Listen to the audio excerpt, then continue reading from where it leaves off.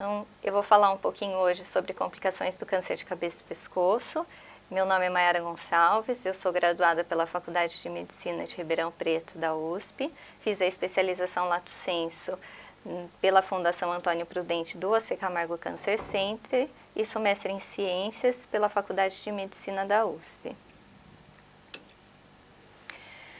Então, os cânceres de cabeça e pescoço, eles envolvem tumores das vias aerodigestivas superiores, como boca e faringe, e 72,9% dos casos são diagnosticados em estadios clínicos avançados. Isso se deve a grande parte deles serem oligossintomáticos, ou seja, eles não apresentam sintomas no início da doença, como nos casos dos tumores de orofaringe. Inicialmente, a pessoa ela não detecta nenhum problema e quando ela começa a ter uma disfagia ou um sangramento é que ela vai procurar o médico. E no caso dos tumores de boca também, você tem no início lesões pequenas, ulceradas, mas elas não são indolores, então a pessoa demora para procurar um atendimento médico. Assim, a grande maioria é diagnosticada já localmente avançado. E justamente por isso a gente vai ter a realização de cirurgias extensas na maioria dos casos. São cirurgias que acometem face e pescoço, então é uma região que é ricamente inervada, ricamente vascularizada, então vai ter um comprometimento funcional normalmente importante. E a gente também vai ter um alto risco cirúrgico nessas cirurgias, porque elas são de grande porte e normalmente demandam bastante tempo para o cirurgião. A gente não pode esquecer também que esse paciente ele vai ter alguns fatores de risco associados, como o tabagismo e o etilismo, que são importantes quando a gente for pensar no processo de reabilitação dele. E quando esse paciente chega para nós no consultório, depois de uma cirurgia, radioterapia, que ele já usou sonda nasointeral e já passou por todo um procedimento, ele vai ter um estado nutricional também comprometido.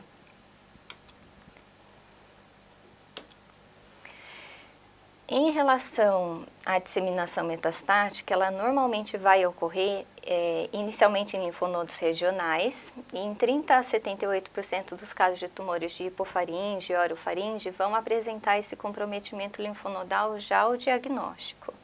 Já as metástases à distância, elas são menos frequentes, mas quando elas ocorrem, normalmente acomete esôfago e pulmão. Por isso que é bastante importante o diagnóstico desses indivíduos. A gente tem que colher uma história clínica detalhada para saber desde quando que tem aquela lesão, o tempo de lesão existente. Na anamnese, identificar fatores de risco que possam identificar um paciente com maior risco de ter realmente um câncer, então que envolva uma maior atenção daquele médico. E daí a gente tem o exame clínico, a inspeção e palpação regional, então da face, mucosa, toda a região onde tem o envolvimento da doença, além do exame clínico do pescoço, que é extremamente importante, já que ocorre essa via de disseminação linfática. Dentro dos exames de imagem, a gente tem raio-x, tomografia, ressonância magnética, que são importantes para determinar o tamanho da lesão. Panorâmica e nasofibroscopia também são importantes, assim como o ultrassom associado à biópsia por agulha fina, que é muito realizada nos casos de tumores de tireoide, e o PET-CT, que hoje em dia é uma ferramenta bastante legal quando você tem uma suspeita de disseminação da doença que não é detectada por esses outros exames. E o estadiamento clínico desses tumores é feito através do sistema TNM, conforme proposto pela União Internacional contra o Câncer, que se baseia no tamanho do tumor, na disseminação metastática linfonodal e na disseminação metastática à distância. Bom, dentro do tratamento desses tumores de cabeça e pescoço, o tratamento vai depender da localização do tumor. Dentro das cirurgias, a gente tem o mais comum decorrente de tumores de cavidade oral e nesses casos normalmente se realiza o esvaziamento cervical, que pode ser em monobloco quando se retira o tumor junto com o esvaziamento ou de bloco quando eles são realizados separadamente. e são muito comuns as reconstruções cirúrgicas também. A radioterapia ela pode ser realizada tanto isolada, como nos casos de alguns casos de nasofaringe e laringe, ou adjuvante nos casos de tumores de orofaringe, que se faz a cirurgia e posteriormente a radioterapia. A quimioterapia ela também é um tratamento que é realizado normalmente concomitante à rádio nos casos de tratamento curativo. Dentro dos tratamentos ainda, eu separei um pouquinho da tireoide, porque é um tumor que a gente vê hoje com bastante frequência, né? E além da cirurgia, radioterapia e quimioterapia, ela tem algumas características específicas dela.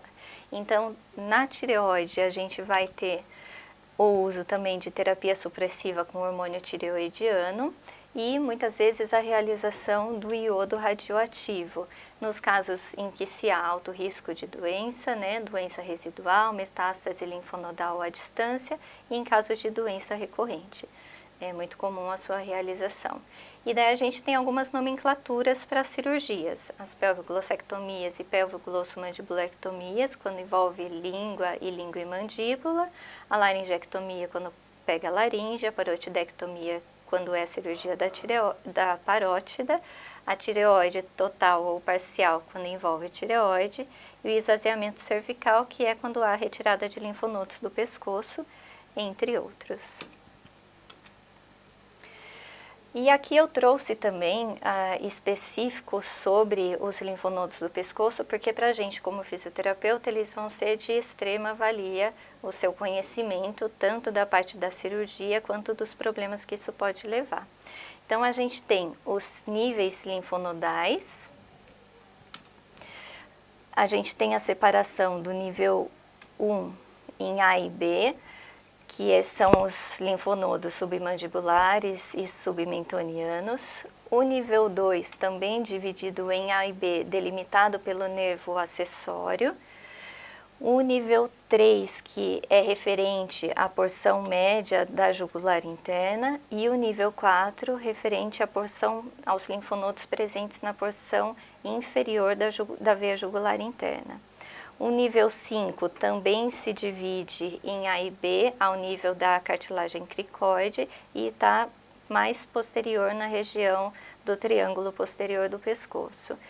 E no compartimento central, a gente tem o nível 6.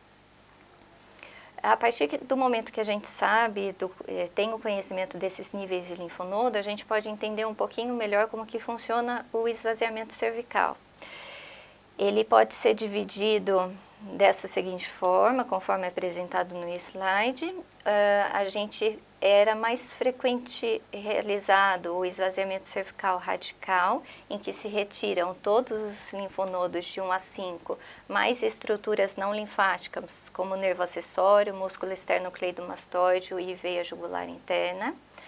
O esvaziamento cervical estendido ou ampliado, que é quando a gente faz aquela mesma retirada do radical, porém quando há o envolvimento de alguma estrutura linfática ou não linfática a mais, ela é retirada também, como nos casos de envolvimento de artéria carótida. O esvaziamento cervical radical modificado, ele preserva algumas estruturas não linfáticas. Então, a gente tem a divisão de tipo 1, 2 e 3.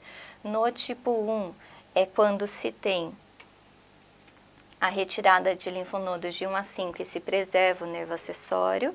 O tipo 2 é quando se tem a retirada do nível 1 a 5, se preserva nervo acessório e músculo esternocleidomastoide. E o tipo 3 é quando você tem a retirada desses linfonodos e se preserva nervo acessório, músculo esternocleidomastoide, veia jugular interna, e nos 3 casos se retira a glândula submandibular. No caso do esvaziamento cervical seletivo, há sempre a preservação de alguns níveis de linfonodos. Então, a gente tem a dissecação supro-omoioidea, em que se retiram apenas linfonodos de nível 1 a 3. A dissecção cervical jugular, que envolvem os linfonodos presentes em toda a região próxima da veia jugular interna, então linfonodos de níveis 2, 3 e 4. E a dissecção cervical do compartimento central, que envolve apenas nível 6, e a dissecção cervical póstero-lateral, que envolve a dissecção dos níveis 2, 3, 4 e do triângulo posterior, lá do nível 5. Em relação à cirurgia reparadora, ela vai visar restaurar a forma e a função para aquele paciente, proporcionando uma parte generosa de pele e partes moles, normalmente para proteger uma região importante, como a artéria carótida no pescoço. Inicialmente ele pode ser bastante volumoso, mas com o tempo ele vai diminuindo. Se ele não regride o suficiente, normalmente é feita uma outra cirurgia para redução daquele volume, daquele retalho. E a gente vai ter que levar em consideração que você tira o retalho de algum lugar. Então, para a gente é muito importante a área doadora daquele retalho. E nos casos de reconstrução, a gente vai ter reconstrução de cavidade oral, com região radial de antebraço ou lateral de braço, além dos retalhos de coxa. Na reconstrução da mandíbula, pode-se utilizar apenas ossos como rádio, ilíaco e fíbula, ou retalhos osteomilcutâneos e placas metálicas, mas daí é bastante importante a gente levar em consideração que tem um alto índice de rejeição dessas placas. E na reconstrução dos nervos periféricos são muito comuns as neurorafias primárias, principalmente de nervo facial e hipoglosso. Então agora a gente vai entrar nas complicações mesmo do câncer de cabeça e pescoço e do seu tratamento. Então eu vou falar um pouquinho sobre o trismo, a paralisia facial, o déficit de movimento do pescoço e a disfunção do ombro, além de edema e linfedema facial. E a dor e a alteração postural, elas vão estar presentes de certa forma em todos esses outros temas. E eu coloquei aqui para a gente dar uma atenção para a área doadora, porque é algo que normalmente a gente esquece, mas esse paciente que retira um retalho de antebraço ou coxa, ele pode chegar com a gente com alguma queixa de dor, de dificuldade de movimentação ou até de dificuldade funcional mesmo, para marcha, para movimentação de dia a dia. Então sempre perguntar para o paciente se ele tem essa queixa e dar um pouquinho de atenção para isso, por mais que não seja o principal ferente a tantas complicações que a gente pode ver por aí, vale a pena orientar pelo menos esse paciente. Então, em geral, a nossa avaliação fisioterapêutica, ela deve conter na anamnese o tipo de cirurgia que foi realizada, então lembrar lá dos tipos que a gente já falou, o esvaziamento cervical, o tipo de esvaziamento cervical que foi feito, se foi um mais agressivo, se foi um seletivo, a reconstrução cirúrgica, se ela foi necessária ou não, e daí da onde foi necessário retirar um enxerto ou um retalho, o tempo de dreno que esse paciente ficou, se ele teve alguma complicação, se ele teve infecção, precisou ficar tempo a mais com dreno, o tipo de alimentação dele no momento, se ele está com uma alimentação líquida, pastosa ou sólida, isso vai ser importante principalmente para indicar para a gente função mastigatória. Em relação a dados de radioterapia, dose, localização de radiação, data final da rádio, complicações que teve durante a rádio ou após a radioterapia, são importantes a gente saber também para determinar a nossa conduta. E presença de quimioterapia, porque ela normalmente potencializa esses efeitos da rádio e daí a gente pode ter uma agressividade maior em relação à função. Sempre avaliar nos pacientes a cicatriz, então se ela é aderida, se ela tem queloide, se ela tem pontos de deiscência, se ela limita a função, se ela obstrui passagem de líquido, então uma boa avaliação de cicatriz. Então, em relação à sensibilidade, normalmente são pacientes que apresentam um pouco de hipoestesia, a dormência também às vezes é uma queixa e também a hiperalgesia em alguns casos.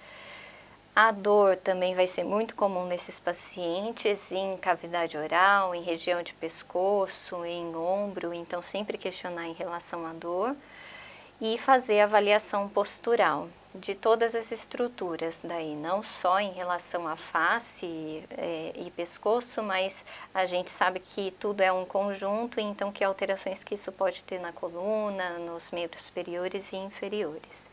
E faz parte da avaliação também realizar uma avaliação funcional, então questionar o paciente quanto à dificuldade de fala, mastigação, deglutição, bocejar, assobiar, olhar, falar, sorrir. Então, o que ele pode apresentar de dificuldade no dia a dia que ele nota alguma limitação ou dor ou algum incômodo. E no tratamento, também falando de uma forma mais geral, a gente vai ter exercícios de ganho de amplitude de movimento, os alongamentos muito frequentes, o fortalecimento muscular, a drenagem linfática manual, nos casos de edema e linfedema, o estímulo sensorial, muito comum frente às alterações de sensibilidade, terapias manuais diversas a gente pode usar, eletroterapia ou eletrofototerapia, o laser e o TENS, os mais comuns, e técnicas de correção postural. Então, agora eu vou falar um pouco mais especificamente sobre o trismo, que é uma dessas complicações que a gente tem nos cânceres de cabeça e pescoço. Então, o trismo, ele é definido, ele é conhecido hoje em dia como uma hipomobilidade da articulação temporomandibular e convencionou-se se chamar de trismo quando a pessoa tem uma medida máxima de abertura de boca de 35 milímetros. Isso foi proposto através de um estudo que envolveu pacientes tanto dentados como desdentados e estabeleceu-se esse limite para se considerar trismo. Lembrar que esse paciente ele pode ou não ter dor associada com o movimento de abertura de boca, então questionar no momento da medida da MAVE, né, que é a medida da abertura vertical, sobre a dor e questionar sobre o prejuízo da função mastigatória, se ele tem dificuldade para mastigar, para abrir a boca para colocar o alimento dentro, identificar problemas de higienização bucal que pode acontecer nesses casos, dificuldades de fala e isso é bastante importante a gente tratar o trismo para caso no futuro ele precise passar por uma intubação orotraqueal, isso pode ser difícil. E também para procedimentos odontológicos. Então, às vezes o paciente ele nem nota que tem uma alteração, né? Ele não se queixa tanto dessa alteração, mas quando ele precisa passar por alguns procedimentos, ele pode ser sujeito a problemas um pouquinho maiores. Então, aqui só para a gente relembrar, eu trouxe a imagem da articulação temporomandibular, que é essencial o seu conhecimento quando a gente está falando de trismo, né, de limitação de abertura de boca. Então, a gente sabe que a articulação temporomandibular, ela tem um disco articular, que está lá no meio, dentro da fossa mandibular, né? A gente tem um côndilo do osso mandibular e uma fossa mandibular do osso temporal, e é dentro desses limites que a gente tem o disco onde se articula e produz o movimento de abertura e fechamento da boca, e outras estruturas importantes são o tecido retrodiscal, que está posteriormente ao disco, e anteriormente ao disco a gente tem o músculo pterigóide lateral, sua porção superior e inferior. Qualquer alteração em qualquer uma dessas estruturas, disco, osso, ligamento, cápsula articular, ela pode gerar algum tipo de dificuldade de mobilidade na articulação. Então, nessa imagem a gente tem a musculatura mastigatória, parte dela.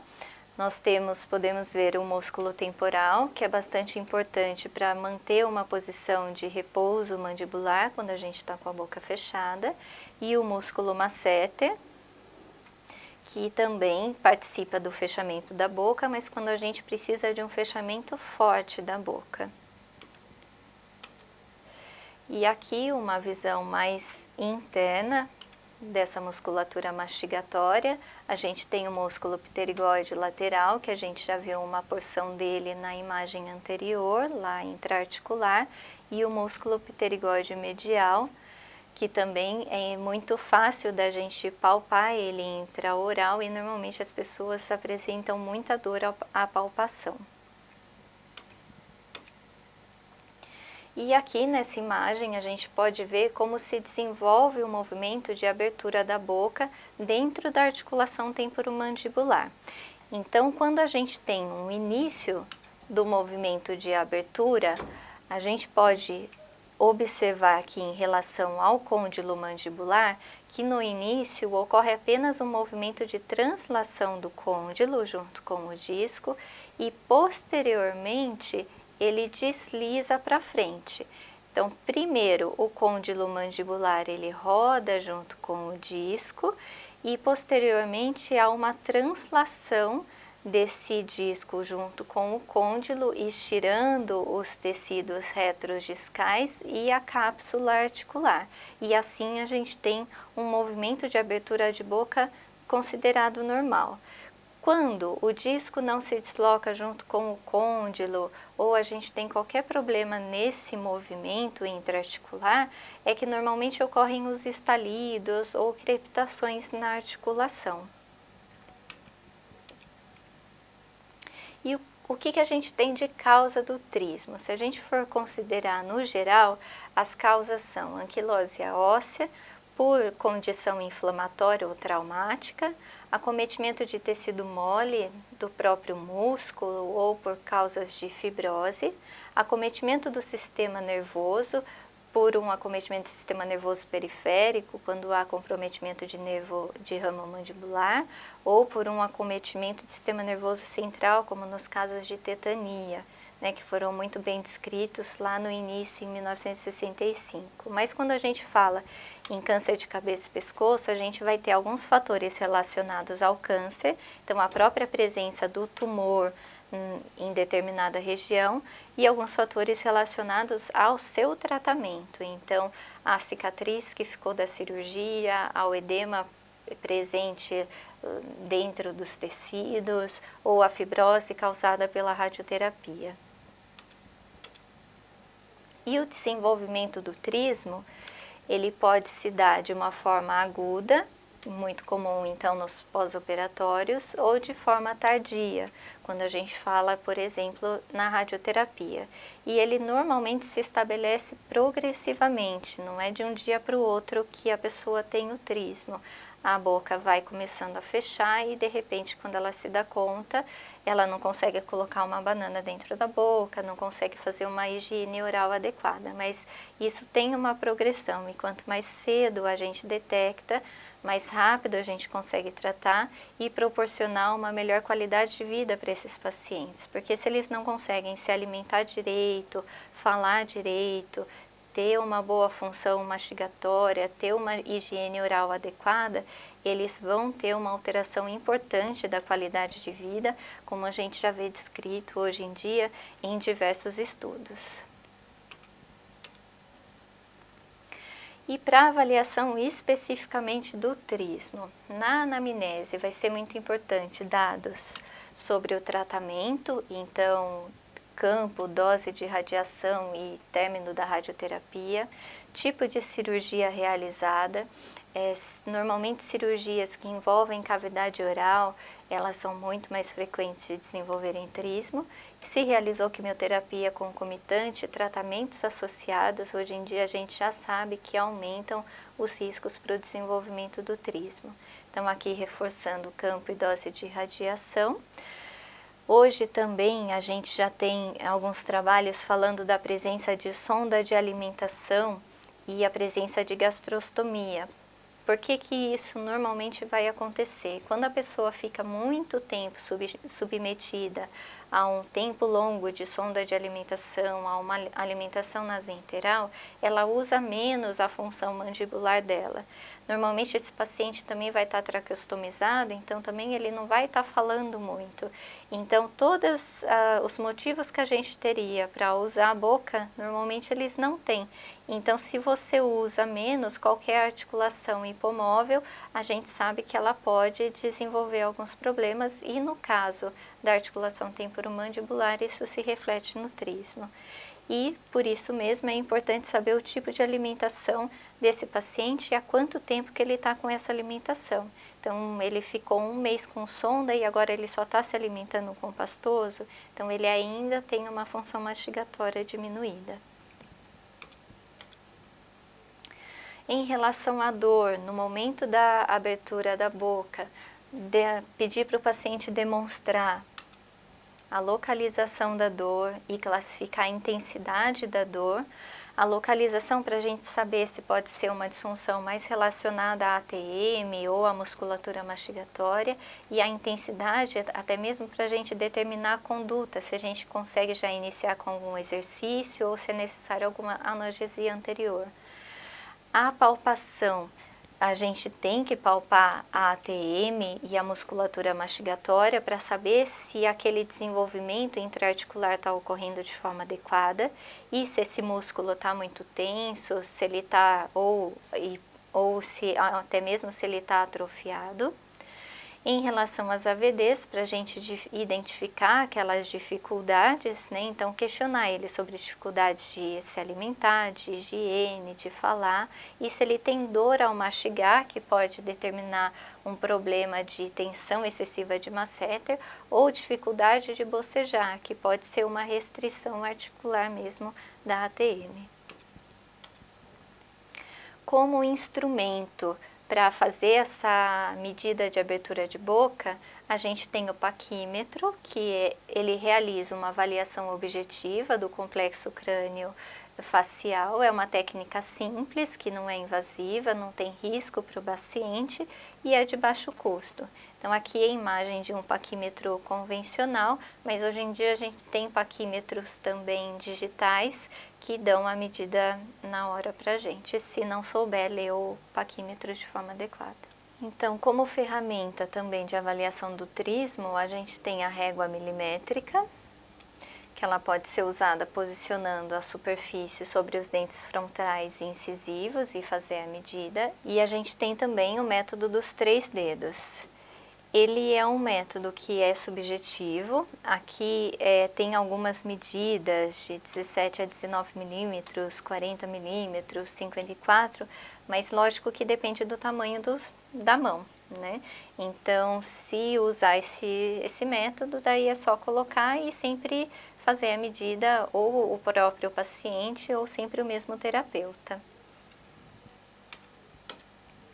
E para a gente utilizar o paquímetro, a gente usa para fazer as medidas essa haste mais fina, posiciona ela entre os incisivos. Eu vou falar sobre o método, como realizar a medição nos próximos slides, mas para fazer a leitura dele, a gente tem sempre que usar como primeiro parâmetro de referência o 0 aqui dessa régua de baixo.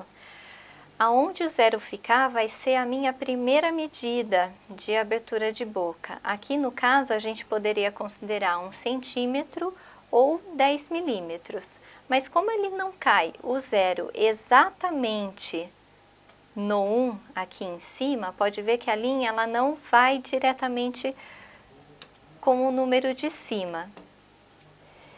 Então a gente vai ter que observar qual é a próxima linha de baixo e que a gente vê que ela segue em continuidade com a linha de cima, considerando essa porção da régua. A gente sempre vai ver essa porção de baixo. Então, aqui no caso, como ele está um pouquinho além lá do 1, a gente poderia considerar essa medida como 10,3, porque se vocês forem ver, a reta do 3 está exatamente com a reta da régua de cima. Então, essa medida de abertura de boca seria de 10,3 milímetros. Então, para fazer o uso do paquímetro, a gente tem alguns parâmetros de referência anatômicos para se usar. Dentro deles, a gente vai ter o rebordo gengival superior ou incisivo central superior do lado direito e quando ele não está presente do lado esquerdo, o rebordo gengival inferior ou o incisivo central inferior do lado direito e quando ele não tiver presente o esquerdo. E o paciente ele vai ser posicionado sentado, precisa estar com os ombros relaxados e a cabeça alinhada, evitando a anteriorização da cabeça e daí solicita-se ao paciente que ele abra a boca ao máximo que ele conseguir. Para os pacientes que têm os incisivos, a gente vai posicionar aquelas hastes finas do paquímetro nos incisivos centrais do lado direito e, no caso da sua ausência, utilizar os incisivos do lado esquerdo.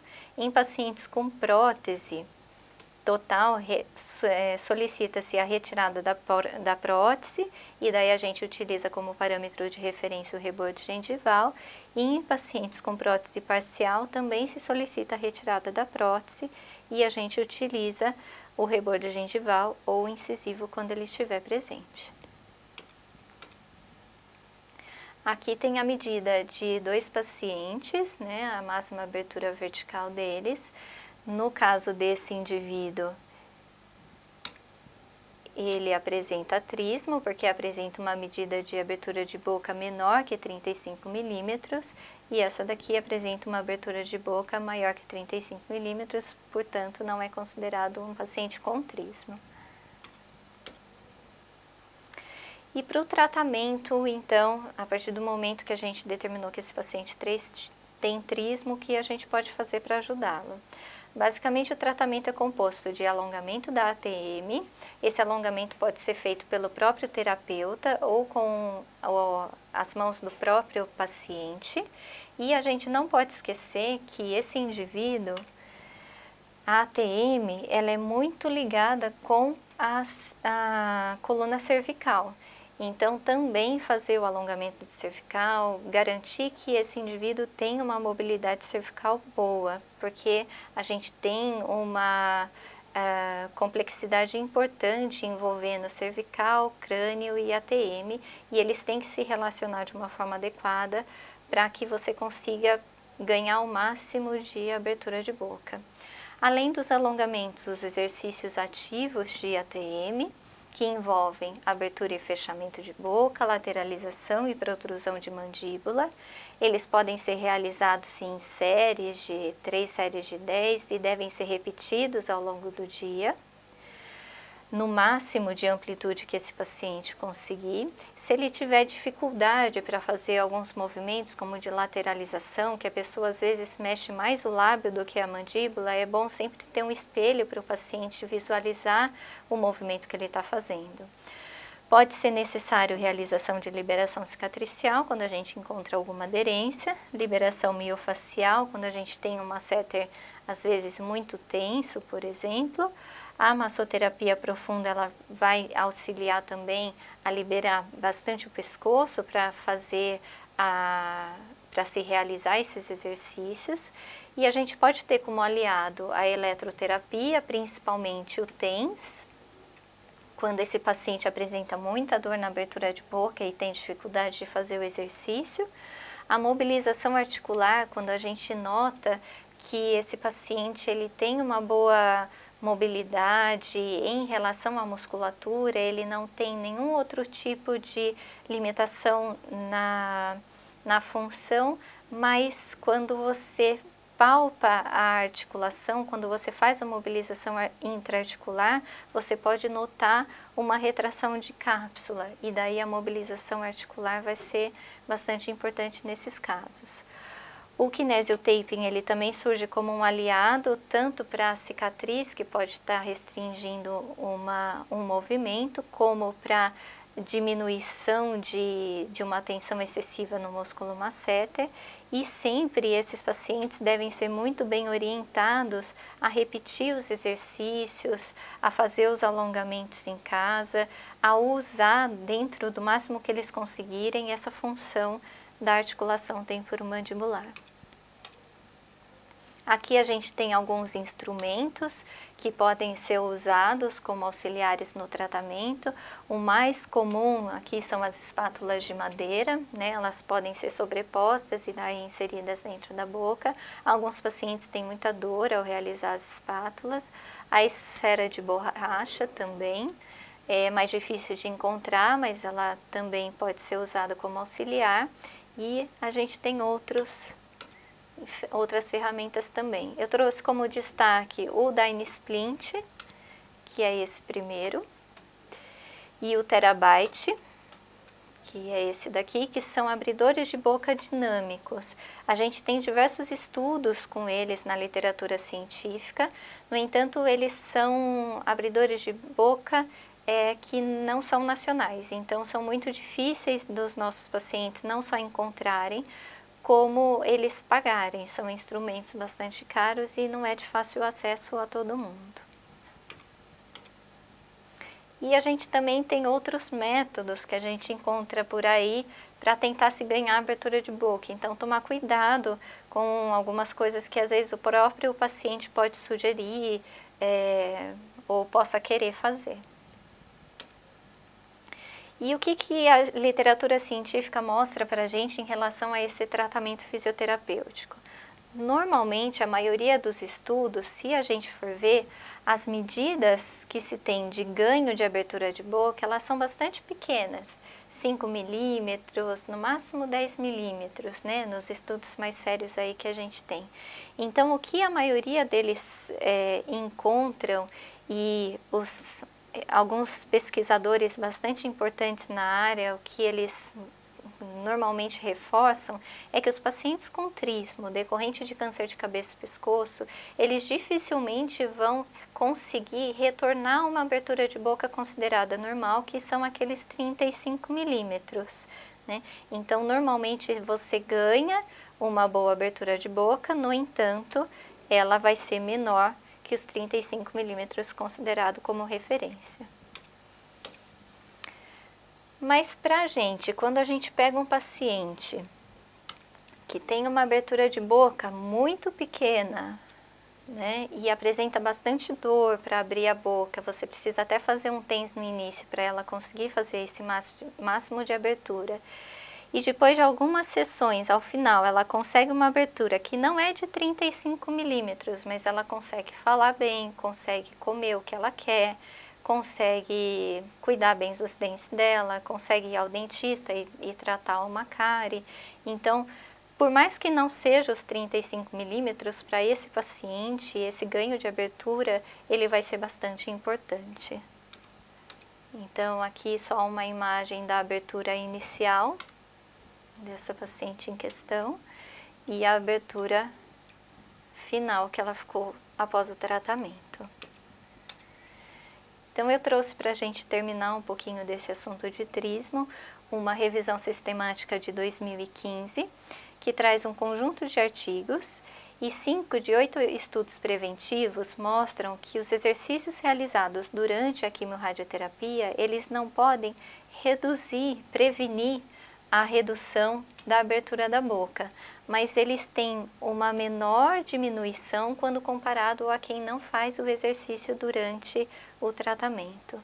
Ele traz também 4 estudos de caso que mostram ganhos de abertura de boca de 17 a 24 milímetros, 8 outros estudos que mostram um aumento de abertura de boca de 1,9 e 13,6 milímetros, mas em geral o que ele conclui é que o início precoce desses exercícios mostra uma melhora no resultado dos exercícios para melhora da abertura de boca.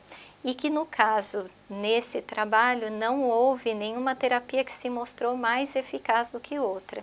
Então, o abridor de boca, ou realizar só o alongamento, ou só o exercício ativo. É o conjunto que foi bastante importante. Então, assim a gente finaliza essa aula e nos encontramos mais para frente para falar um pouquinho de paralisia facial.